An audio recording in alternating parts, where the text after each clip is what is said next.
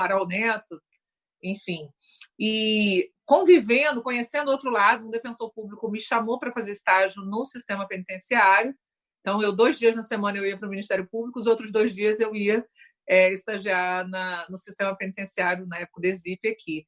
E lá nesse presídio, que era um lugar superlotado, né, eram 1.700 presos, muita ratazana, muita tuberculose, doenças já há muito erradicadas no sistema existiam, e convivendo humanamente com aquelas pessoas, ouvindo as histórias delas, né, durante os atendimentos lá no estágio, eu comecei a perceber o quanto o meu pensamento ele era equivocado, ele partia de uma premissa errada, né? Ele partia da premissa da meritocracia, né?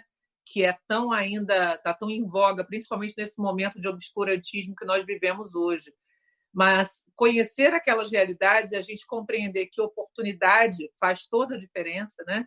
Que não dá para você falar em direito de escolha num ambiente de absoluta diversidade, né? A diversidade não tem como você falar, olha, ele escolheu o crime. E foram muitas histórias que eu ouvi naqueles 2 anos de estágio que eu passei no Galpão, e ali foi a minha libertação. Dali eu resolvi definitivamente ser advogada. Durante esse período, eu abandonei o estágio do Ministério Público. Eu atendia em torno de 20 a 25 homens por dia, né, no Galpão, e tinham coisas assim muito absurdas, penas extintas, encerradas, que não... por falta de...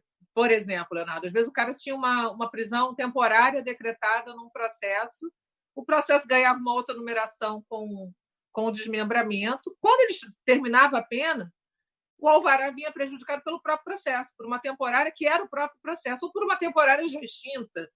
Então, era um trabalho, sobretudo, de execução penal, né? Fazia execução penal demais. Naquela época, todo mundo fazia exame criminológico. Eu digo que o trabalho de execução é muito mais um trabalho, parece, de despachante, né? De juntar papel, documento e tal, e é essencialmente isso. E durante esse período que eu fiquei lá no Galpão, onde veio o apelido, né? Anjos da Liberdade, foram mais de 900 pessoas libertadas, beneficiadas em execução penal, e daí veio o apelido. Eles faziam artesanatos lá, sempre Anjos da Liberdade, e o apelido ficou, né? E daí eu levei ele para a vida, para outras coisas, enfim. E no sistema ficou mesmo.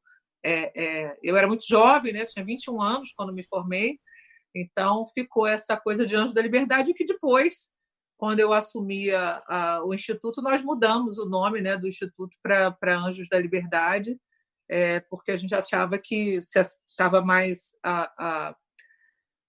de acordo com a proposta que todos que estavam ali naquele espírito daquela causa, né? Acho que tinha a ver essa coisa do Anjo da Liberdade, enfim. E ainda dentro do mundo jurídico, que tipo de preconceito você sofre, né? Porque eu posso só imaginar, tipo, primeiro que você é mulher e a gente ainda está numa sociedade com machismo enraizado dentro dela, gigante, ainda mais no meio jurídico, né? Que é super vinculado a tradições. E assim, não só a mulher, né, nesse ambiente estruturalmente machista, você advoga para líderes de facções criminosas, né? O que existe um gigantesco preconceito dentro do meio jurídico e fora, né? Assim, as pessoas olham e falam, defende bandido, e assim, ignoram diversos preceitos e princípios constitucionais de um Estado democrático de direito do que aquela pessoa representa, né? Tipo, é bandido, tem que ser preso, quem advoga também é bandido, e eu queria entender um pouco da sua perspectiva como mulher em relação a isso. Então, é curioso porque, mesmo dentro da advocacia, você disse bem, Leonardo, existe um recorte de classe social da criminalização da própria advocacia, da criminalização dos honorários do advogado, por exemplo, né? Ninguém pergunta para um advogado que trabalha para o Sérgio Cabral, ou para o Pezão, ou para um outro político preso, de onde vêm os honorários deles. Olha, mas o cara derrubou 400 leitos de hospital, morreu muita gente, né? Ninguém pergunta de onde vem o dinheiro que pagou ele, mas o dinheiro que paga o advogado que trabalha para o tráfico, o seu dinheiro vem do tráfico. Não, meu dinheiro vem da advocacia, eu não vendo droga. Então, existe dentro da própria advocacia um recorte de classe social na criminalização dos honorários, como se tivesse lá na Constituição, todo mundo tem o direito de defesa, todo mundo tem o direito de advogado, parágrafo 1º, a não ser que seja traficante, né? Então, é como se nós pudéssemos, de alguma forma, isso Carnelucci bem vai dizer, né, que o papel do advogado é se submeter a com o réu ser julgado e sentar no último degrau, e eu sento sem o menor drama quando a Natasha, quando a Manon fez a matéria, que essa matéria da Marie Claire veio de uma matéria da Elle, que é uma revista feminina mundial francesa, e o título era exatamente o mesmo do que foi traduzido para o Brasil, e a Marie Claire copiou o título dela. Você se incomoda da gente dizer que você é advogada do tráfico? Eu falei, não há nada de errado, né? Não tem nenhum recorte negativo. Muitos colegas eu ouvi na época, mas isso é negativo. É negativo por quê? Ninguém está dizendo que eu sou traficante, está dizendo que eu sou advogada. E eu, a vida toda, 20 e tantos anos, o que me fez conhecida, principalmente, foi a clientela que eu tenho. E não tem nada absolutamente de errado, nem de antiético, em advogar para determinado segmento do mercado, porque são os que me procuram, né? São os que me procuram, tem razão do trabalho que eu desempenhei a vida toda, então nada mais natural. O que não é natural é esse preconceito dentro da própria advocacia, para mim, ele é ainda mais grave. Parece que é mais bonito quando a gente vai nas confrarias, né, criminais, né, os institutos de advocacia, as associações. É bonito quando você diz que você é advogado do colarinho branco, como se a hediondez social, e aí vai se discutir de uma forma bem perversa, porque o teu cliente mata. Olha, eu não mato, eu faço o trabalho que está previsto na Constituição Federal, no processo penal, o que ele faz. Agora, é curioso esse questionamento só em relação ao traficante, né? Então, eu não vejo o mesmo recorte, parece que tem um certo glamour quando o colega, o advogado, está defendendo alguém de colarinho branco. Parece que é uma criminalidade mais limpa, né? Parece que é tosco, como a criminalidade como tosca é a criminalidade que se defende, parece que o advogado se vê contaminado, ele é criminalizado, ele é julgado pelo crime do seu cliente, né? E isso não só, digo eu, nos advogados que militam para grupos, para facções, mas, de um modo geral, aqueles que trabalham, por exemplo, em casos rumorosos de estupro, por exemplo, né?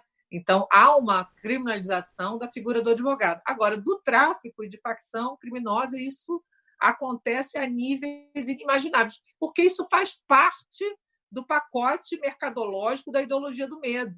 Então, é importante, nesse processo, criminalizar o advogado também. O que é triste é nós vermos essa criminalização dentro da própria advocacia e, mais grave ainda, dentro da advocacia criminal.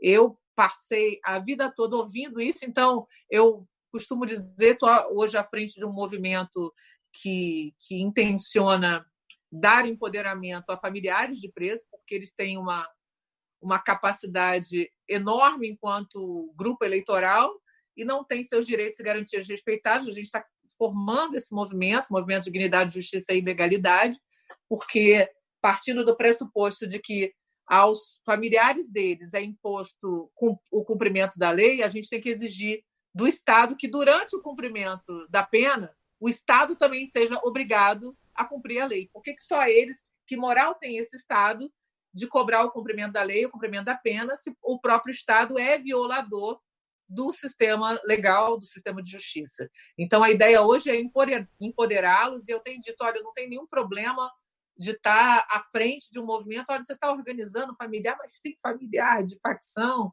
E no ano passado nós fizemos um evento dentro do Congresso Nacional, foi um colóquio internacional sobre os impactos na infância e na juventude, né, sobre a convivência familiar de crianças e adolescentes no sistema penitenciário. Nós trouxemos o presidente da ONU para a Infância e Juventude, o Pederneiras, vários desembargadores, deputados, e olha, e as famílias tinham programado de ir assistir. Aí os jornais, o Antagonista, a revista Veja, botou lá, a doutora Flávia está promovendo o armistício entre as facções, como se fosse uma coisa terrível. Eu falei, olha, eu não consegui promover, mas o dia que eu conseguir, eu acho que vocês deviam me indicar para o Nobel da Paz, né? Porque se eles estão guerreando, o problema é que na guerra morre um monte de gente, e vocês estão dizendo que eu consegui a paz? Então, tem que me indicar para o Nobel. Né? Ao invés de dizer que eu sou uma pessoa perigosa, é o contrário. Né? Eu devia ser elogiada e não criticada. Enfim, mas eu tenho sempre como um elogio. Né? Você ser criticado pelo antagonista é sempre um elogio. Doutora, ainda dentro disso, a alcunha, né, do Anjo da Liberdade é uma valorização do seu trabalho, né? E de alguma forma, eu acho que você tem todo o direito, né, de se valorizar e de buscar o seu ganha-pão, e ao mesmo tempo você encontrou formas também de deixar a luta ainda mais digna, né, com relação até atendendo pessoas de graça por conta de N problemas que elas passaram e tudo mais. Mas, ao mesmo tempo, toda essa fama eleva o seu patamar e faz com que você tenha um outro patamar financeiro com relação a quem contrata o serviço da senhora, né? Acho que, num dado momento, você deixa de ser uma advogada, talvez, de pessoas que estão ali mais no dia a dia, na rotina de rua, para também defender causas de poderes maiores, né, de cabeças de facção e tudo mais. E, inclusive, né, em 2010, um juiz chegou a decretar a sua prisão por conta, e mais de 2 advogados, alegando que vocês poderiam estar passando informações de dentro da cadeia para fora da cadeia. E, de alguma forma, isso é algo que, para vocês, deve ser uma linha tênue, porque vocês estão lidando com pessoas realmente poderosas e podem também, de alguma forma, ter uma rede que né, abastecem o mundo lá fora, o mundo dentro da prisão, enfim. Mas como é isso? E acho que acabou dando tudo certo no fim, né? A senhora nem se apresentou, juntou provas. Então, eu juntei provas, não. Eu quero falar disso. É muito importante falar disso, porque as pessoas jogam no Google e usam isso até hoje. O que aconteceu foi o seguinte: eu era a pior inimiga do governador Sérgio Cabral e quis o destino que ele hoje esteja condenado a mais de 200 anos de prisão. Pois bem, quando ele assassinou 58 pessoas no Complexo do Alemão em 2007, a ONU emitiu um relatório condenando o Brasil. E você sabe quem entrou lá no Complexo do Alemão para fazer isso? Porque não são os caras... Naquela época não tinha o PP, ninguém entrava em favela. Quem foi trazer vítima por vítima fui eu. Eu fui o pior pesadelo do governo Sérgio Cabral. E eles disseram nessa acusação que, inclusive, nem teve processo, né? Não sei se você sabe, o processo nem correu, porque o ministro... Você já viu uma ação penal, Leonardo, sem uma denúncia sem inquérito policial? Sem investigação do Ministério Público? Sem auto de prisão em flagrante? Pois eu desafio a qualquer um de vocês ou qualquer brasileiro a olhar esse processo. Isso é a maior vergonha da história do judiciário fluminense. É a pior vergonha da história do judiciário fluminense. Fizeram uma acusação, na época, de que eu teria ido a Catanduvas, recebido ordens do Marcinho VP para tocar fogo no Rio de Janeiro. Essa foi a acusação que estava na denúncia. Pois bem, o próprio DPEM mandou para o Rio de Janeiro, porque nós sabemos que todos os advogados que vão na Federal, eles têm que agendar previamente, tudo é gravado, monitorado em tempo real, que passa na penitenciária para a direção e passa em Brasília no DPEM. Para quem não sabe disso, qualquer penitenciária. Eu não entrava em Catanduvas há 3 anos e meio. Eu jamais estive com o Elias Maluco. A acusação era: eu teria atendido o Elias Maluco, que eu não tive o prazer de conhecer até hoje. Nunca atendi. Não conheço, nunca foi meu cliente. O Márcio tinha sido meu cliente, sim, mas depois que eu terminei o processo dele, inclusive brigada com ele em 2007, né? Brigada, eu passei 3 anos sem ir à penitenciária federal. Foi por essa razão, e a ação penal não tinha absolutamente uma testemunha, não tinha rol de testemunhas na denúncia, né? Não tinha pedido de diligência. Como é que o Ministério Público pretendia deduzir a acusação? A intenção era uma só, era me tirar do ar. Por quê? Porque eles preparavam a ocupação, a militarização do Complexo do Alemão. E eu era a principal ativista que estava à frente para denunciar o que de fato aconteceu. Fizeram do Complexo do Alemão uma serra pelada. Eles garimparam.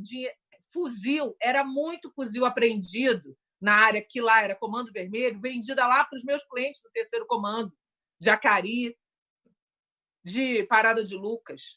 Eles ficaram assoberbados. Droga, eles fizeram serra pelada lá. entraram em casa de morador,